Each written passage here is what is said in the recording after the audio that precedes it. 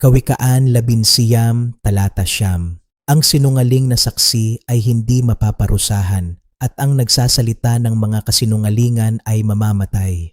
Ang talatang ito ay malinaw na babala laban sa pagsisinungaling, lalo na kung ito'y ginagamit upang manira o magparatang sa kapwa. Sinungaling na saksi, ito ang taong nagbibigay ng maling patotoo, lalo na sa mga usaping may kinalaman sa hustisya.